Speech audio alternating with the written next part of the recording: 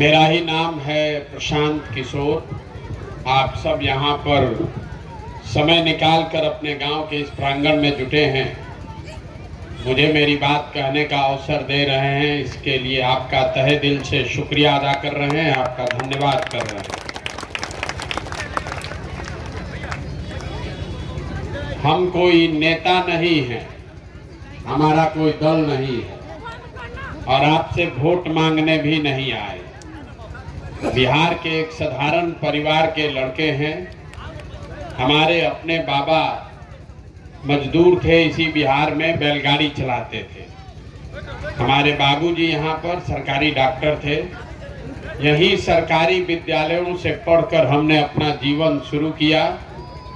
माता पिता का आशीर्वाद है, ऊपर वाले की कृपा रही, जीवन में कुछ हासिल कर लिए। 10 बरस तक हमने संयुक्त राष्ट्र संघ में, भारत में, अमेरिका में, अफ्रीका में काम किया है। 2011 में हम देश में वापस लौटे और जो काम हम पहले करते थे उसको लोग चुनावी रणनीतिकार के नाम से जानते हैं। इसका मतलब क्या हुआ? गांव देहात में आदमी कोई बुझाता नहीं है कि इसका मतलब क्या है। जैसे आपके यहाँ डॉक्टर कोई घर में बीमार पड़ता है, आप जाते हैं डॉक्टर के पास दवा लिखवाने, सलाह लेने, इलाज कराने, वैसे ही इस देश के जो बड़े बड़े नेता और दल हैं, जिसको आप टीवी पर देखते हैं, अखबार में पढ़ते हैं, ये लोग जब चुनाव लड़ना होता है तो हमारे ऐसे आदमी के पास आते हैं ये सलाह लेने कि क्या करें, कैसे करें, कैसे चुनाव लड़े तो चुनाव जीत जाएंगे। डॉक्टर साहब के पास आप जब जाते हैं, डॉक्टर साहब का फीस है 200 रुपया, 500 रुपया, 1000 रुपया। हमारा फीस 2-4-500 रुपया नहीं है, 2-4 हजार भी नहीं, 2-4 लाख भी नहीं, 2-4 करोड़ भी नहीं। उतना सलाह देने के लिए, मदद करने के लिए हमारा फीस है 100 करोड़ या उससे ज्यादा।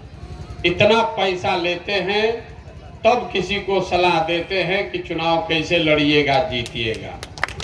ये काम हमने 10 बरस किया, लेकिन 2 बरस पहले हमने उस काम को छोड़ दिया।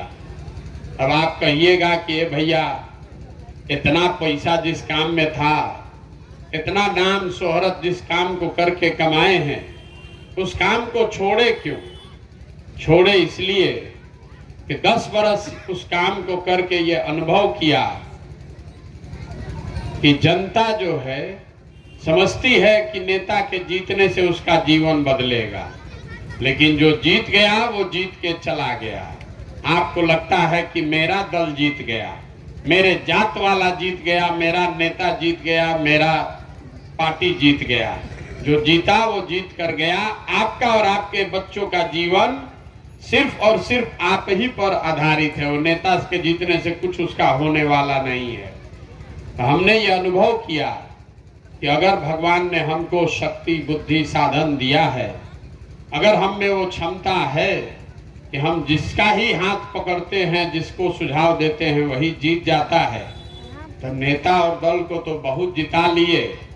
अब एक बार वापस अपने राज्य बिहार जाते हैं और वहां के जनता को जिताने के लिए कुछ प्रयास करते हैं। इसीलिए यहाँ वापस आए। दल नहीं बनाए हैं, वोट नहीं मांगते हैं। 14 महीना से अपना घर परिवार छोड़कर पैदल पैदल चलकर हर गांव, देहात, शहर में जा रहे हैं, लोगों से मिल रहे हैं, आपकी समस्या को भी देखते हैं। हमारे साथ सैकड़ों लोग जो काम करते हैं, उनकी मदद से आपकी गांव, आपके पंचायत की दशा कैसे सुधरेगी, इसका योजना भी बनाते हैं। लेकिन साथ साथ लोगों को ये भी बताते हैं कि आप आखिर इस दुर्दशा में क्यों हैं और कैसे इस दुर्दशा से निकल सकते हैं। और उसके लिए वोट नहीं मांगते। लोग कहता है भैया पार्टी बनाइए, आप ही के साथ चलेंगे, आपको वोट देंगे तबे न बिहार सुधरेगा। तो मेरे भाई, गांधी जी ने इस देश को आजाद कराया। गांधी जी ने तो आपसे कभी वोट नहीं मांगा। वोट लेकर गांधी जी ने देश को आजाद नहीं कराया। गांधी जी ने यहाँ के लोगों को समझाया, जगाया, आपको ये बताया कि अपने पैर पर खड़ा होइए, अपना कपड़ा खुद बनाइए, अपना लैट्रिन खुद साफ कीजिए, जात पात भेदभाव छुआछूत में मत पड़िए और आजादी से कम पर समझौता भी मत कीजिए। जब बात लोगों को समझ में आई, गांधी जी आगे आगे चले, पीछे से पूरा समाज चला, तो अब न देश आजाद हुआ।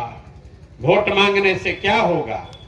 75 वर्ष से तो लोग वोट आपसे मांग ही रहे, आप वोट दे भी रहे हैं। 40-45 साल आप कांग्रेस को जिताए, 15 वर्ष आप लालू जी को जिताए, 18 वर्ष से अभी नीतीश कुमार मुख्यमंत्री हैं। दिल्ली में हम लोगों ने मोदी जी को भी बैठा कर देख लिया। बिहार में लोगों का और उनके बच्चों का जीवन नहीं सुधरा। तो अब अगर प्रशांत किशोर आए हैं, आप हम पर भरोसा कीजिएगा, हमको वोट दीजिएगा, तो इसका क्या गारंटी है कि जीतने के बाद हम भी आपके साथ धोखा न करें। जैसे दूसरा आदमी धोखा किया वैसे हम भी धोखा कर सकते हैं। इसीलिए हम वोट मांगते ही नहीं, आपको वो रास्ता बताएंगे जो अगर आपको समझ में आ जाए तो वोट जिसको देना है दे दीजिए, लेकिन आपके बच्चों के लिए पढ़ाई रोजगार का व्यवस्था कम से कम इतना जरूर हो जाएगा। हम अभी वही रास्ता आपको बताने आए हैं, आपको वो रास्ता बताएं। आप उस बात को 10 मिनट 15 मिनट में सुनिए, समझिए, ठीक लगे तो अपनाइए, न ठीक लगे तो जैसे जिंदगी चल रहा है वैसे चलाइए। हम आपको वो रास्ता बताएं, उससे पहले आप सबसे एक सवाल पूछेंगे। हम भाषण नहीं देते हैं, सवाल जवाब से ही ये बात होगी। हम अभी आपसे सवाल पूछेंगे, सबको हाँ या ना बोलना है हाथ उठाकर। यहाँ आप जितने लोग आए हैं जरा सोच के बताइए, आपके गांव में, आपके पंचायत में और कुछ हो या ना हो, सभी के बच्चों के पढ़ने के लिए अच्छी व्यवस्था होनी चाहिए कि नहीं होनी चाहिए? सबको बताना है, हाथ उठा के जोर से बोलिए तबे बुझाएगा। होना चाहिए नहीं होना चाहिए? हाथ नीचे कर लीजिए। हम नहीं बोले हैं, अभी आपने देखा, आपके गांव के लोगों ने कहा कि भैया पढ़ने का व्यवस्था तो जरूर होना चाहिए। आप में से बहुत सारे लोग हैं जिनको खुद पढ़ने का जीवन में अवसर नहीं मिला। इसमें कोई अनपढ़ है, कोई पढ़ा लिखा है, कोई अगड़ा है, कोई पिछड़ा है, कोई हिंदू, कोई मुसलमान, कोई महिला, कोई पुरुष, कोई धनी, कोई गरीब, लेकिन हर आदमी को इतना समझ है कि ना भाई पढ़ाई का व्यवस्था तो जरूर होना चाहिए। तो आप जितने समझदार लोग यहाँ आए हैं, जरा सोच के 1 मिनट में आप अपने अपने बच्चों का चेहरा याद कर लीजिए। हर आदमी अपने अपने बच्चे का चेहरा याद कर लीजिए और अपने बच्चों के नाम पर एक बार ईमानदारी से बताइए, यहाँ बैठे हुए किस आदमी ने, किस व्यक्ति ने अपने जीवन में एक बार भी बच्चों के पढ़ाई के लिए वोट किया है? देखिए, ये दुर्दशा है समझदार लोगों की। आप सब समझदार हैं, आपने अभी कहा कि ना भैया पढ़ाई तो होना ही चाहिए। क्यों कहा? इसलिए कि हर आदमी को मालूम है कि अगर उसका बच्चा पढ़ लिख जाए, पढ़ लिख के नौकरी पा जाए, तो नेता चाहे कोई बने, आपके बच्चे का जीवन सुधरेगा। लेकिन आज तक आप में से किसी ने जीवन में पढ़ाई के लिए वोट नहीं दिया है। और आप अकेले नहीं हैं, हम 4000 गांव से पैदल चल के आ रहे हैं। हर सभा में यही सवाल करते हैं और अभी तक बिहार में एक आदमी भी नहीं मिला जिसने ये कहा हो कि भैया हम पढ़ाई के लिए वोट देते हैं। तो मेरे भाई, जब आप पढ़ाई के लिए वोटे नहीं देते हैं तो पढ़ाई आपको मिलेगा कैसे? आपको मालूम है कि पढ़ाई होगा तो जीवन सुधरेगा, लेकिन आप पढ़ाई के लिए वोट नहीं दीजिएगा। आपको मालूम है कि यहाँ चीनी मिल चलने लगे, फैक्ट्री लग जाए तो आपके बच्चों को रोजगार मिलेगा, लेकिन आप फैक्ट्री रोजगार के लिए वोट नहीं देते। तो जब रोजगार पढ़ाई के लिए वोटे नहीं दिए तो मिलेगा कैसे? अब आप में से कोई खड़ा होके कहेगा, ए भैया किसको वोट दें, और अगर पढ़ाई रोजगार के लिए वोट देंगे तो इसका क्या गारंटी है कि पढ़ाई होगा। अभी हम आपको बताते हैं, एकदम इसका गारंटी है, हम नहीं कह रहे हैं, अभी आप ही कहिएगा। अब जरा सोच के सब लोग बताइए, अभी तक आपने जीवन में जिस चीज के लिए वोट दिया वो आपको मिला कि नहीं मिला। अरे जिस चीज के लिए नेता लोग को वोट दिए वो काम हुआ कि नहीं हुआ? नहीं हुआ। सब लोग कह रहा, फिर से बोलिए, काम हुआ कि नहीं हुआ? सब लोग कह रहा है काम जिस चीज के लिए वोट दिए वो नहीं मिला। सब लोग देखा है। अभी हम आपको गिनवाना शुरू करते हैं। अगर सही बोले तो हर आदमी को जोर से हाँ बोलना है, और गलत बोले तो सबको ना बोलना है। अभी आपके आंख के सामने से पर्दा हटेगा। यहाँ बिहार में गांव में हम लोग घर घर से 5 किलो अनाज के लिए मोदी जी को, भाजपा को वोट दिए हैं। तो बिहार में चाहे जितना चोरी भ्रष्टाचार है, 1 किलो चोरी करके 4 किलो अनाज आपको मिल रहा है कि नहीं मिल रहा है? सबको बोलना है, मिल रहा है कि नहीं मिल रहा है?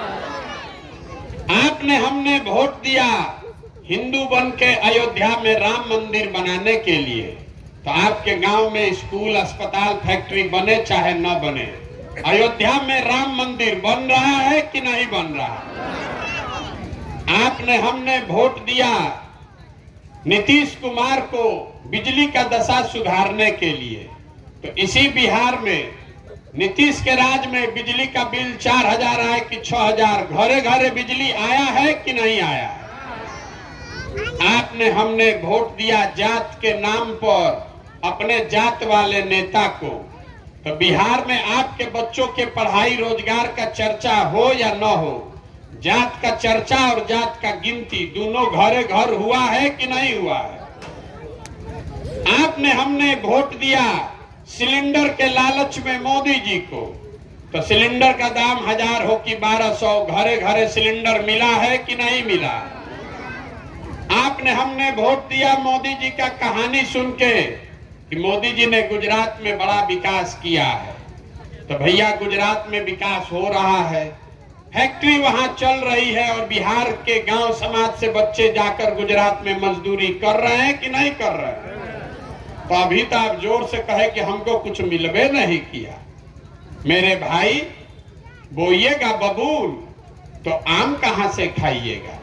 वोट दीजिएगा 4 किलो अनाज के लिए तो रोजगार कहां से पाइएगा? जिस चीज के लिए वोट दिए हैं वही न मिलेगा।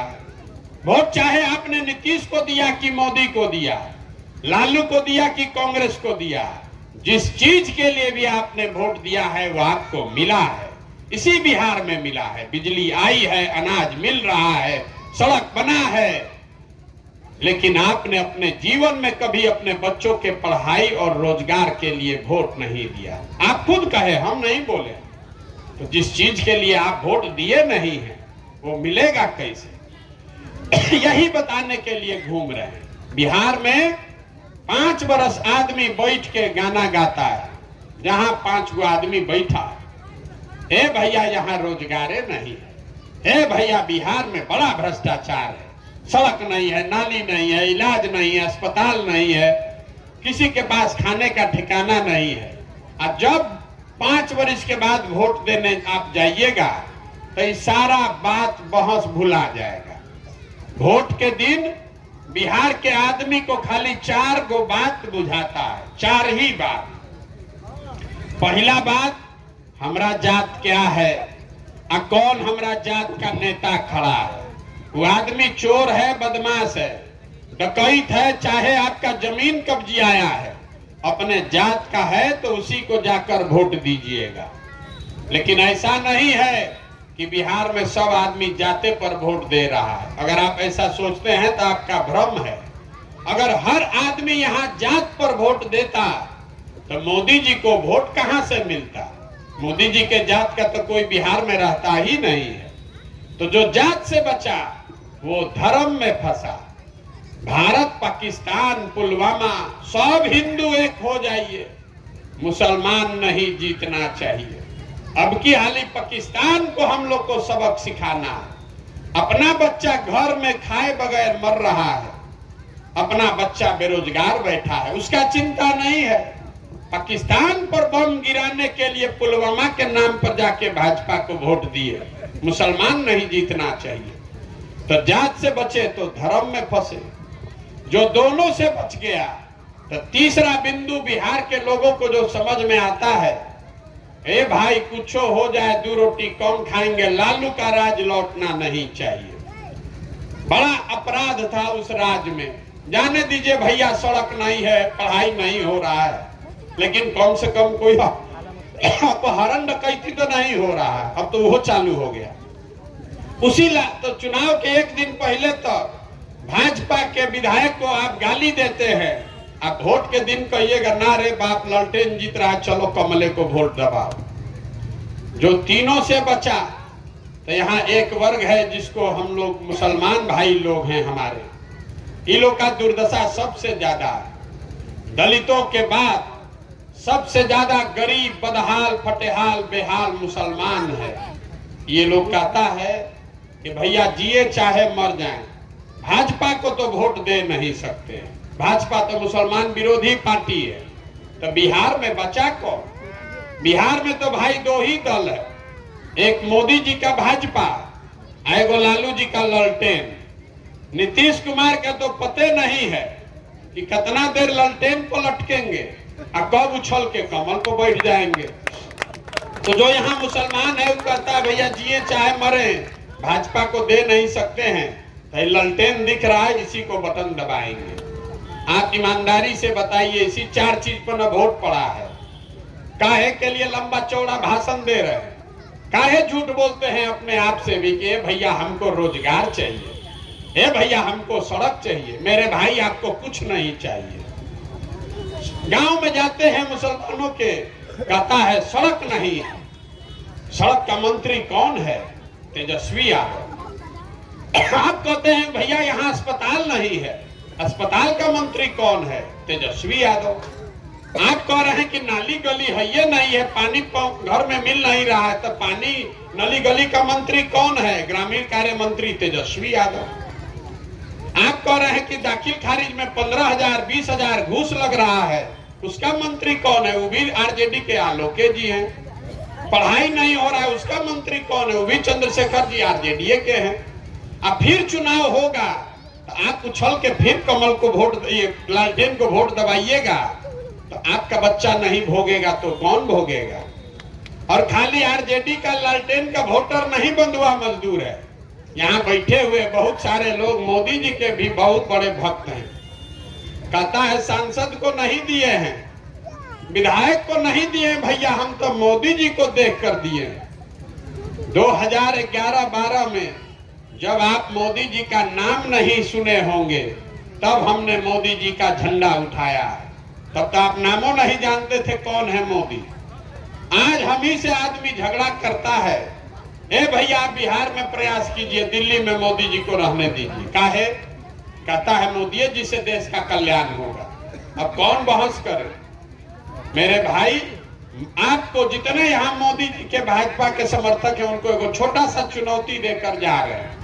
घरे जाके देखिए, याद कीजिएगा, मोदी जी 10 बरस से इस देश के प्रधानमंत्री हैं। मोदी जी ने 10 बरस में बिहार के लिए कुछ किया कि नहीं किया, इस बहस को छोड़ दीजिए। मोदी जी ने प्रधानमंत्री रहते हुए मोदी जी के बिहार का कुछ फायदा नफा नुकसान हुआ कि नहीं, इसको भी छोड़ दीजिए। 10 बरस में मोदी जी ने बिहार के विकास के लिए अगर एक बैठक किया हो, एक बैठक, काम नहीं, अगर उन्होंने एक बैठक किया हो, उसका समाचार पत्र, खबर, प्रमाण हमको दिखा दीजिए, और हम कल से मोदी जी का झंडा लेकर चलने को फिर से तैयार हैं। जिस नेता ने 10 बरस में आपके हमारे बच्चों के लिए एक बैठक नहीं किया, अभी 6 महीना के बाद चुनाव होगा, तो आप हम उछल उछल के कमल पर वोट दबाएंगे, तो मेरे भाई आपके बच्चे गुजरात में जाकर मजदूरी नहीं करेंगे तो बिहार में फैक्ट्री के मालिक बनेंगे। जब आपके अकल पर पर्दा पड़ा हुआ है तो कौन सुधारेगा? कोई जात के नाम पर बंधुआ मजदूर है, कोई धर्म के नाम पर बंधुआ मजदूरी है, कोई लालू के डर से भाजपा को, कोई भाजपा के डर से लालू को। यहाँ वोट अपने लिए, अपने बच्चों के लिए कोई दे ही नहीं रहा, तो बिहार सुधरेगा कैसे? इसी के पैदल घूम रहे हैं, वोट नहीं मांगते, गांव गांव जाकर लोगों को यही बात बताने के लिए घूम रहे हैं, सिखा रहे हैं, हाथ जोड़ रहे हैं। आपको अभी एक पंक्ति का मंत्र देकर जाएंगे, अगर आपको बात समझ में आ जाए तो और कुछ हो या न हो, आपके बच्चों के लिए पढ़ाई रोजगार होगा। आप यहाँ बैठे हैं, आप जरा हमको बताइए, अगर आपके बच्चों की चिंता आप नहीं करोगे तो दुनिया में कोई आपके बच्चे का चिंता करेगा? भाई सबको बोलना है, करेगा? इतना आपको बुझा रहा है ना? अगर आपके बच्चे की चिंता आप नहीं करोगे तो कोई आपके बच्चों की चिंता नहीं करेगा। आपको अपने बच्चे का चिंता है। अभी हम आपके गांव से आ रहे हैं पैदल, अगर 100 को बच्चा मिला, आधे से ज्यादा बच्चों के शरीर पर शुद्ध कपड़ा नहीं है।